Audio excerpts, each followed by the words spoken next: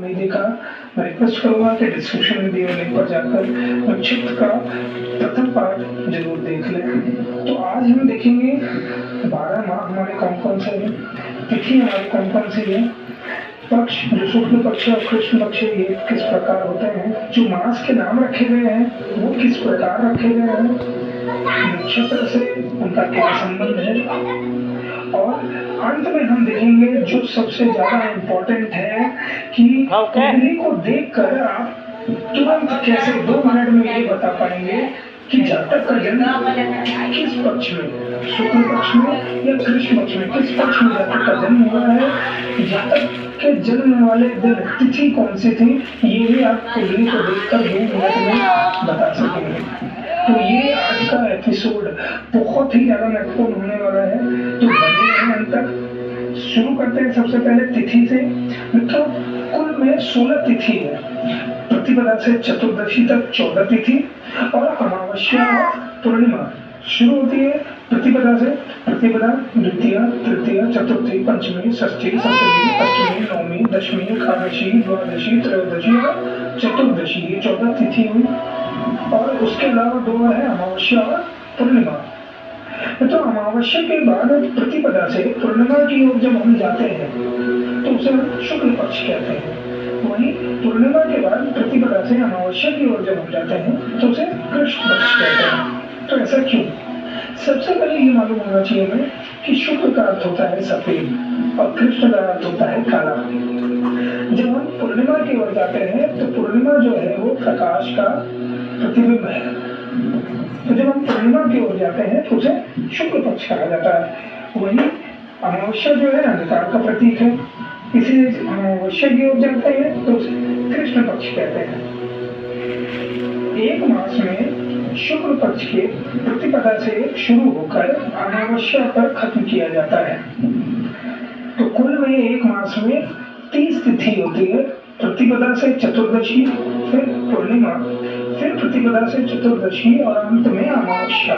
इस प्रकार एक मास में 30 तिथि होती है। चंद्रमा, क्योंकि आज चंद्रमास की बात हो रही है, तो चंद्रमा एक मास में इन 30 तिथि को पार करता है। मास के नाम की अगर बात करें तो मास का नाम नक्षत्र के अनुसार रखा जाता है। कैसे वो देखते हैं? सबसे पहले हम देखते हैं 12 मास कौन कौन से हैं। तो सबसे पहला जो प्रारंभ होता है वो है चैत्र मास, फिर वैशाख, फिर ज्येष्ठ, फिर आषाढ़, फिर श्रावण, फिर भाद्रपद, फिर आश्विन, फिर कार्तिक, फिर माघीस, फिर पौष, फिर माघ और अंत में फागुन। ये हमारे 12 मास हुए। तो इसका नाम जैसा कि मैंने बताया नक्षत्र पर रखा जाता है। तो किस प्रकार रखा जाता है ये जानते हैं। तो हर एक मास में पूर्णिमा वाले दिन चंद्रमा जिस नक्षत्र पे होता है उस मास का नाम उसी नक्षत्र के आधार पर रखा जाता है। जैसे चैत्र मास की बात करें तो चैत्र मास में पूर्णिमा वाले दिन चंद्रमा चित्रा नक्षत्र में होता है, इसलिए इसका नाम चैत्र मास रखा गया। वैशाख मास में पूर्णिमा वाले दिन चंद्रमा विशाखा नक्षत्र में होता है। जेठ मास में पूर्णिमा वाले दिन चंद्रमा ज्येष्ठा नक्षत्र में होता है। आषाढ़ मास में पूर्णिमा वाले दिन चंद्रमा पूर्वाषाढ़ नक्षत्र में होता है। श्रावण मास में पूर्णिमा वाले दिन चंद्रमा श्रवण नक्षत्र पे होता है। भाद्रपद में पूर्णिमा वाले दिन चंद्रमा पूर्व भाद्रपदा नक्षत्र पे होता है। आश्विन मास में पूर्णिमा वाले दिन चंद्रमा अश्विन नक्षत्र में होता है। कार्तिक मास में पूर्णिमा वाले दिन चंद्रमा कृत्तिका नक्षत्र में होता है। मार्गशीर्ष मास में पूर्णिमा वाले दिन चंद्रमा मृगशिरा नक्षत्र में होता है। पौष मास में पूर्णिमा वाले दिन चंद्रमा पुष्य नक्षत्र में होता है। माघ मास में पूर्णिमा वाले दिन चंद्रमा मघा नक्षत्र में होता है। और फागुन मास में पूर्णिमा वाले दिन चंद्रमा पूर्व फागुनी नक्षत्र में होता है। तो इसी प्रकार पूर्णिमा वाले दिन चंद्रमा जिस नक्षत्र में होता है उसी नक्षत्र के नाम पे मास का नाम रखा गया है। ये हमारे 12 मास और उनका नक्षत्र से क्या संबंध है इसकी जानकारी। इसके बाद हम देखेंगे कि किस प्रकार कुंडली से हम ये पता कर सकते हैं कि जातक का जन्म किस पक्ष में किस तिथि को हुआ है। तो आइए देखते हैं कैसे।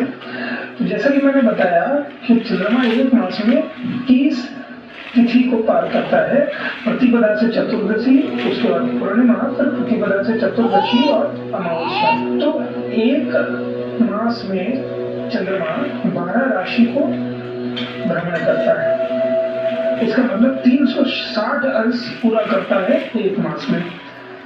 तो एक मास में 360 अंश पूरा करता है और एक मास में 30 तिथि होती है। इसका अर्थ ये हुआ कि एक तिथि 12 अंश के समान हुआ। तो जैसा कि एक तिथि 12 अंश के समान हुआ, एक उदाहरण से इसे समझते हैं। यहाँ पर एक चीज जानना बहुत जरूरी कि अमावस्या वाले दिन सूर्य और चंद्रमा एक साथ होते हैं और पूर्णिमा वाले दिन सूर्य और चंद्रमा एक दूसरे से 180 अंश पर होते हैं।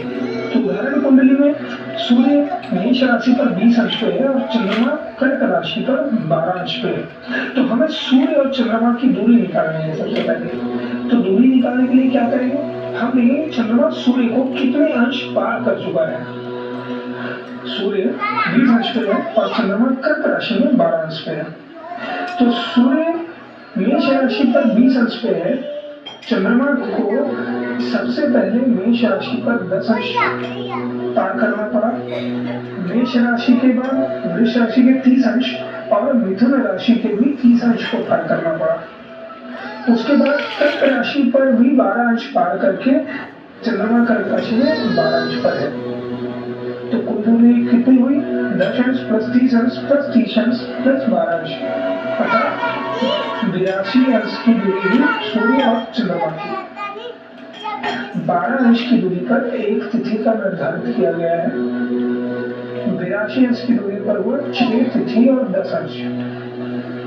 क्योंकि ये दूरी 180 अंश से कम है, इसका मतलब ये पूर्णिमा के पहले की है। पूर्णिमा के पहले का अर्थ हुआ ये शुक्ल पक्ष का, क्योंकि चंद्रमा पूर्णिमा की तरफ जा रहा है। तो जातक का जन्म शुक्ल पक्ष में षष्ठी तिथि में हुआ। एक उदाहरण से और समझते हैं और अच्छे से समझ में आएगा। इस उदाहरण में सूर्य मेष राशि पर 12 अंश पे है और चंद्रमा मकर राशि में 25 अंश पे है। तो दूरी निकालते हैं। चंद्रमा मेष राशि को पहले 18 अंश पार किया, फिर उसके बाद वृष, मिथुन, कर्क, सिंह, कन्या, तुला, वृश्चिक और धनु, ये 8 राशियों के 30-30 अंश को चंद्रमा ने पार किया। तो कुल हुआ इसका 240 अंश। और उसके बाद मकर राशि पर भी चंद्रमा ने 25 अंश की दूरी तय की है। तो कुल अंश जो चंद्रमा ने सूर्य के बाद तय की है वो है 283 अंश। अब 283 अंश में क्योंकि ये 180 अंश से ज्यादा है, इसका अर्थ ये है कि पूर्णिमा के बाद का समय हुआ। पूर्णिमा के बाद का समय का अर्थ है ये कृष्ण पक्ष हुआ, क्योंकि हम अमावस्या की तरफ जा रहे हैं। अब ये हुआ कृष्ण पक्ष। अब 283 में 180 घटा देते हैं, आया 103 अंश। और ये 103 अंश को जब हम 12 से भागा देंगे तो आएगा 8 तिथि और 7 अंश, अर्थात जातक का जन्म कृष्ण पक्ष के अष्टमी तिथि को हुआ है। तो देखा तो कितना आसान है, आप कुंडली को देखकर बता सकते हैं जातक का जन्म किस पक्ष में और किस तिथि को हुआ है। क्योंकि जब हम कुंडली का विश्लेषण करेंगे, जब कुंडली का हम विवेचन करेंगे तो हमें इसकी जानकारी जरूर होनी चाहिए कि जातक का जन्म किस पक्ष में हुआ है और किस तिथि के आसपास हुआ है, क्योंकि उसके अनुसार गणना बदलती रहती है। तो मित्रों, अगर ये आज का वीडियो आपको समझ में आया होगा तो